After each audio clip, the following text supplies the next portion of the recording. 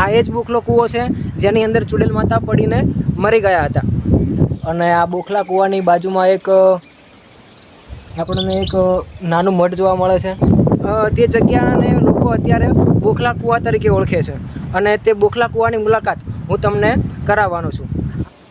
આ ચુડેલમાનું મઠ છે, પણ ચુડેલ હોય તો પેલે હોય ને એ કૂવા પાન હોય ને એ હાથમાં તો એ ભટકતો આજ તો અહીંયા આટલા ઉથી આવે.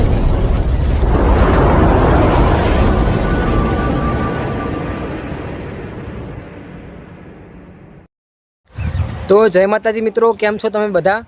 તો તમે કુણઘેરના ચુડેલ માતાનું નામ સાંભળ્યું હશે અને ત્યાં દર્શન કરવા પણ જરૂરથી ગયા હશો.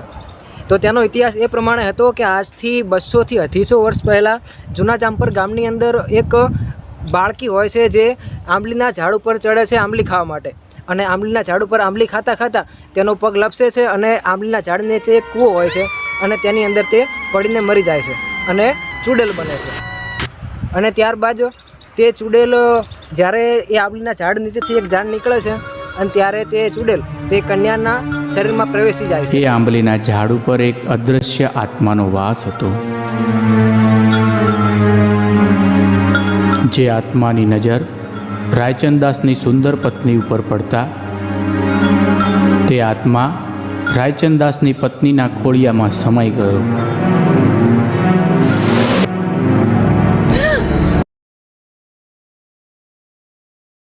અને તે કુણઘેર જતી રહે છે અને કુણઘેર જઈને ધમ પછાડા કરે છે અને ઘણું બધું કરે છે.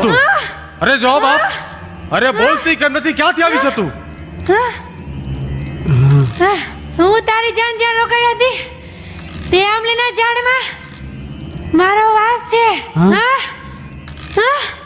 તો તે વાર્તા તમે જાણતા હશો, પરંતુ હું તમને તે વાર્તા જણાવવા માટે નથી આવ્યો અને કુણઘેરમાં ચુડેલ માતાજીના દર્શન કરવા પણ નથી આવ્યો, પરંતુ હું તમને તે ઇતિહાસથી જોડાયેલા એક સ્થળ વિશે માહિતી આપવાનો છું અને તે સ્થળની આજે મુલાકાત કરાવવાનો છું.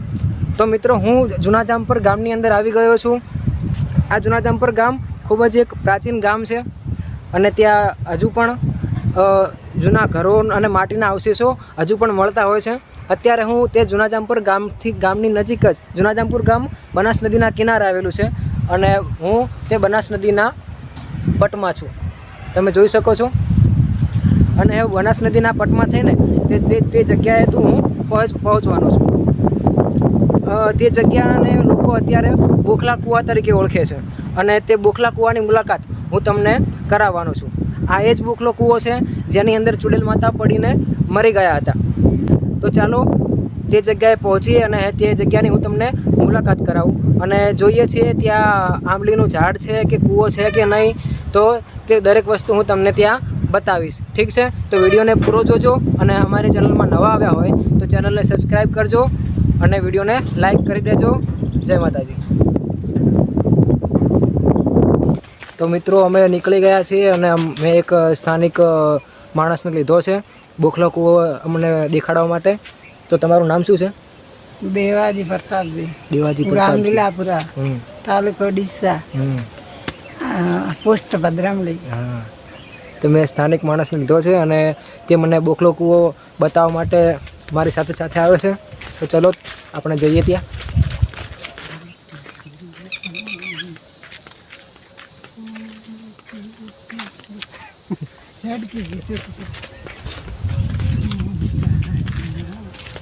ચુડેલમાં વિશે બોલો.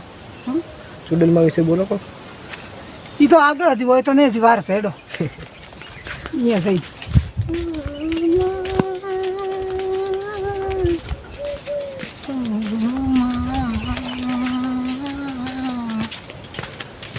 ધીન દિયાળે મારી તો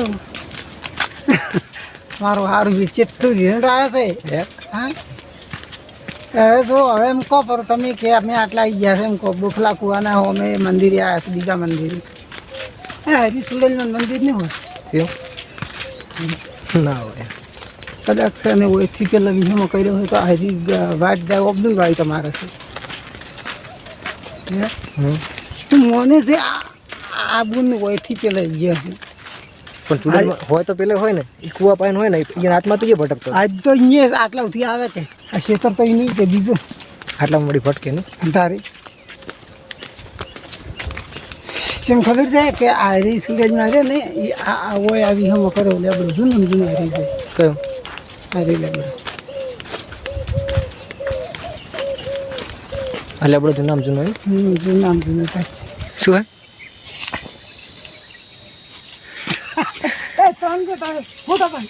હે ફોટો પાડો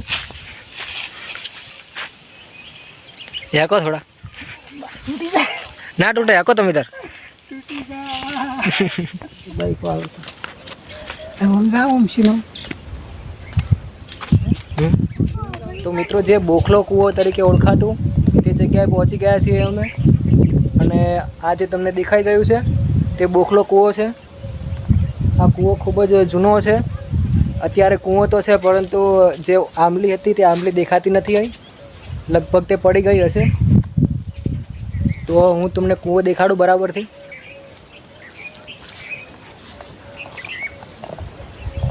જે કૂવો છે તે અત્યારે પત્તા અને લાકડાથી અડધો બુરાઈ ગયો છે અને બાજુમાં આ એક મઢ છે આ ચુડેલમાનું મઢ છે બાજુમાં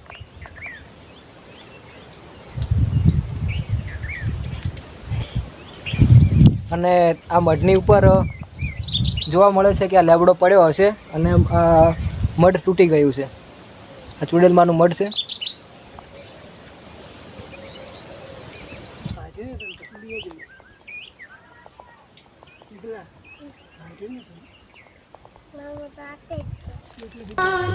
लोक मुखे गवाई रही कुण घरनी आवाज जग पुरहाणु पर जाथी जय हो चूड़ेल मां समरता मां सहाय करजो हाय कुरट कुण घेर बाई ग्रही बेड़ी मातारो थाए लीलाले ખૂબ સારું કરી દે માડી અને અમારે લીલાપરા આમાં કોઈ રૂપ બીજો આપવો જોઈએ નહીં જય સુડીલમાં બધા ગામનું જૂના જમ્પરને જય માં સુડવેલ હા તો ખૂબ સારું કરી દે માડી મેં તે જ ડીસા તાલુકામાંથી દર્શન કરવા તમારા પારે આવે છે જય માં સુડેલ જય માં સુડેલ લે ગમે તો મિત્રો આ બાજુથી આપણે આવ્યા છીએ અને એક રસ્તો આ બાજુ છે અને એક રસ્તો છે આ બાજુ અને એક ઘટાદાર લીમડો છે અહીંયા અને એક અહીંયા પણ એક માતાજીનું મંદિર છે એવું કહેવાય છે કે જ્યાં જાન આવી રહી હતી તે જાનને વિસામો આ જગ્યાએ કાઢો હતો અને આ જગ્યાએથી ચુડેલમાં તે કન્યાના શરીરમાં પ્રવેશ્યા હતા